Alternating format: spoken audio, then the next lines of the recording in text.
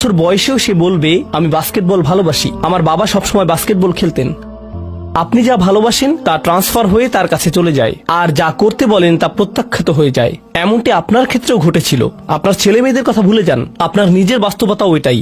আপনার বাবার কিছু কিছু জিনিস যে আপনি এখনো পছন্দ করেন তা ভালোবাসার মাধ্যমে আপনার নিকট ট্রান্সফার হয়েছিল, আর আপনার বাবার ওই ব্যাপারগুলো আপনি অপছন্দ করতেন যা তিনি জোর করে আপনাকে গেলাতে চেয়েছিলেন। এখানে উপবিষ্ট প্রত্যেকের বাস্তবতা এটাই, শুধু সেগুলোই গ্রহণ করেছি যেগুলো ভালোবাসার মাধ্যমে হস্তান্তরিত হয়েছিল।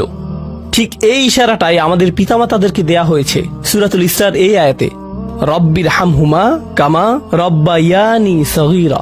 রব্বায়ানি মানে যখন তারবিয়া ব্যবহার করা হয় একটি চারাগাছ বড় করার জন্য, আপনাকে চারাগাছটির যত্ন নিতে হবে, এর সযত্নে প্রতিপালন করতে হবে।